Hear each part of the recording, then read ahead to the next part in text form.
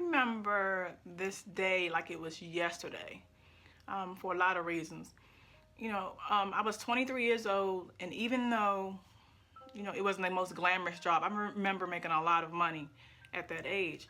But this particular day, I remember feeling like after my check got cashed, it was a weekend for sure, a Friday.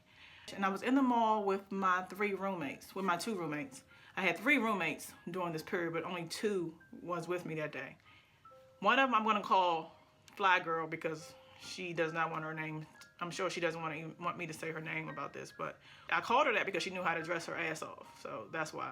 The other roommate was Rapper because she was one of the most, awesome rappers I've ever witnessed. So talented, and it's sad that she, never really got her career taken off because she was amazing, is amazing. And I had another roommate named Oracle, and you'll find out later why I called her that. Anyway, so we're in the mall, I just got paid, we're shopping and everything, and a dude walked up to me. He had the prettiest brown eyes I've ever seen before in my life. Like, I remember thinking, wow, he is so handsome. Anyway, he was like, so what's up for later? Y'all trying to hook up or whatever? Go get something to eat. And I was like, cool, especially if you have some friends. So he was like, yeah, I got some friends. It ain't a problem or whatever. So me and my roommates, we go home, clean up and everything. And the Oracle is home, and she's already like, what are y'all gonna do this time? You gotta keep in mind, the Oracle, if I was 22, 23, the Oracle probably had to be about 27, 28. She was definitely older than us. And she didn't really like our brand of fun.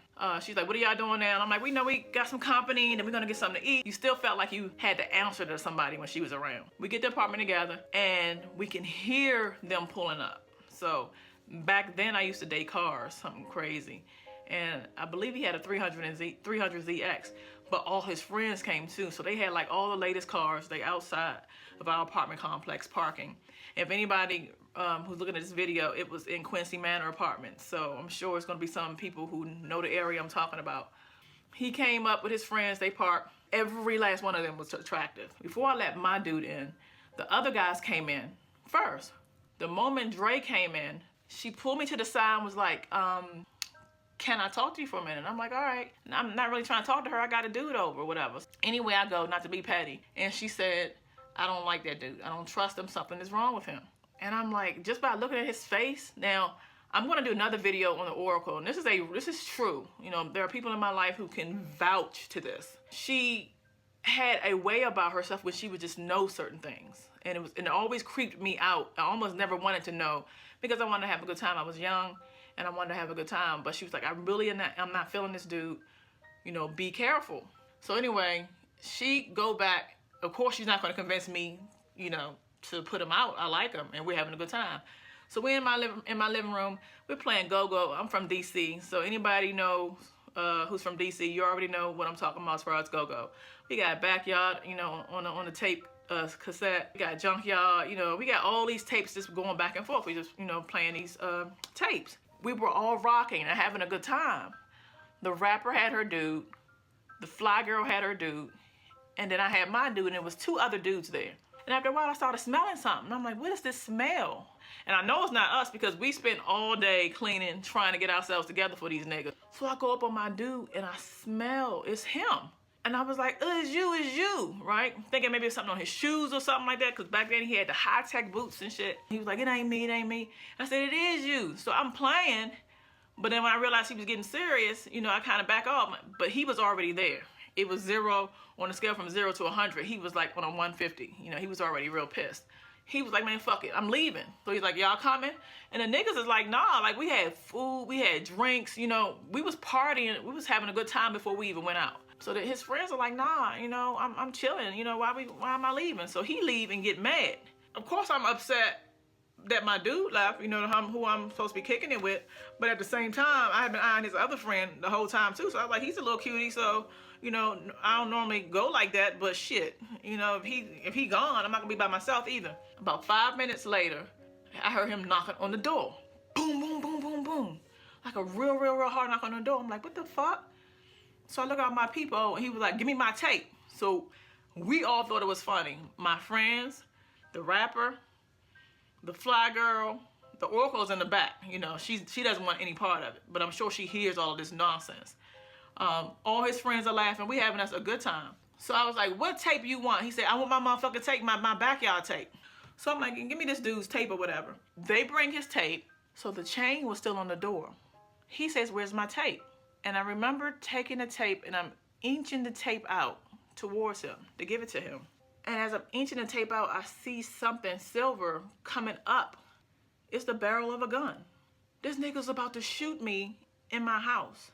His friend happened to be on the right side of me. And it's so sad that to this day I can't remember this boy's name. But he literally saved my life because he hit his hand.